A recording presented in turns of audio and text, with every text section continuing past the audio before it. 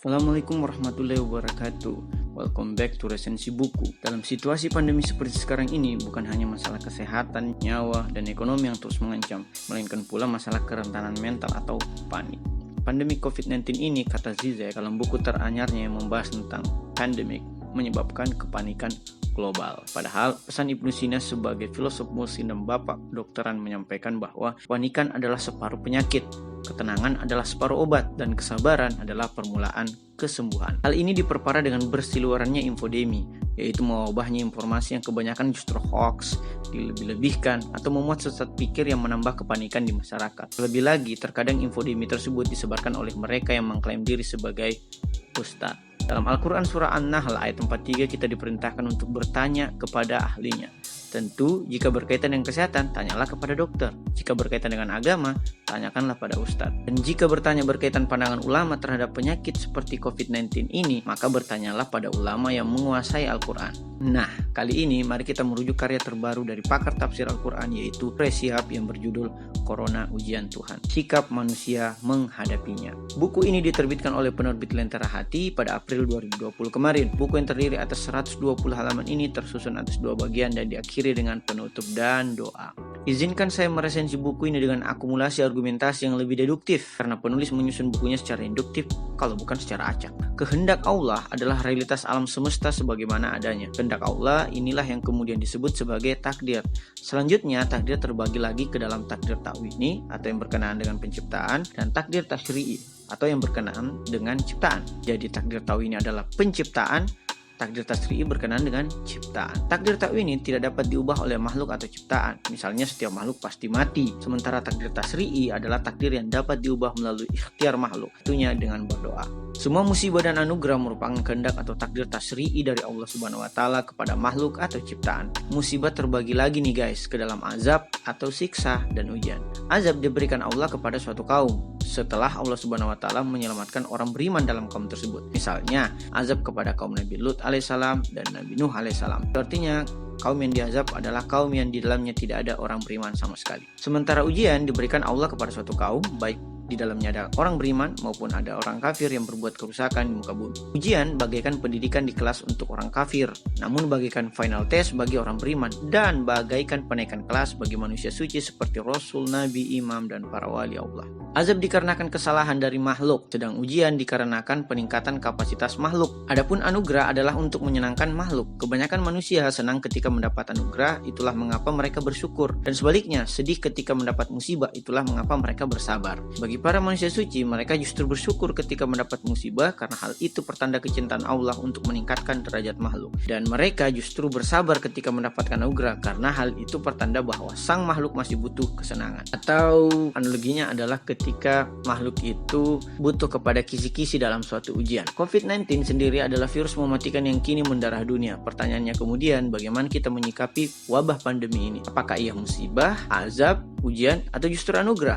Virus ini bisa musibah, bisa juga menjadi anugerah. Yang jelas COVID-19 bukanlah azab, karena semua manusia bahkan binatang dapat terkena virus ini, baik kaum beriman maupun kaum kafir. Terlepas apakah virus ini dimodifikasi oleh kalangan tertentu dengan niat jahat ataupun alamiah adanya, virus ini tetap merupakan kehendak Allah dan bagian dari ciptaan Allah Subhanahu wa taala. Ujian adalah suatu keniscayaan hidup yang dibebankan kepada manusia sesuai kemampuannya. Disinilah peranan doa dan kekuatan kepercayaan dibutuhkan untuk membentengi diri dari azab atau ujian yang membuat kesedihan berlebih bagi makhluk. Ujian merupakan peringatan Allah kepada manusia agar semakin mendekatkan diri kepada Allah Subhanahu wa taala. Bahkan keburukan pun memiliki faidah agar setiap manusia semakin mendekatkan diri pada kebaikan yang mutlak. Silakan rujuk buku Keadilan Ilahi misalnya dari Murtada Mutahari untuk mendalami pembahasan berkaitan keadilan ilahi dan hubungannya dengan kejahatan, keburukan, kematian, hingga siksa di akhirat. Nah, bagaimana dengan tanggapan para agamawan mengenai COVID-19 ini? Nah, pada bagian kedua ini penulis menyertakan aneka komentar dari mereka yang dianggap sebagai ustadz, baru kemudian ditanggapi oleh Reshihab. Menurut resensor, bagian ini lebih kepada tanggapan penulis terhadap sesat pikir atau paralogisme yang diidap oleh beberapa orang tentang COVID-19.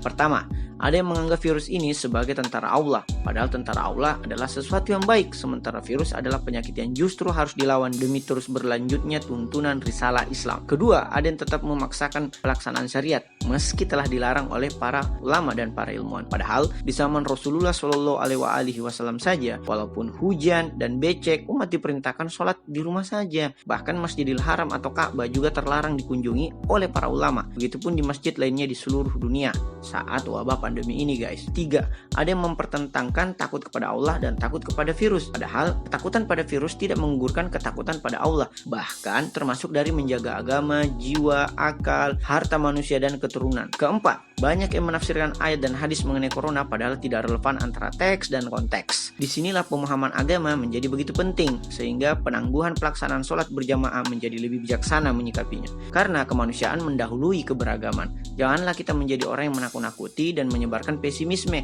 apalagi pada bulan Ramadan kali ini. Demi orang yang takut pada Allah, jauhkanlah kami dari gangguan makhluk yang tidak takut pada Allah.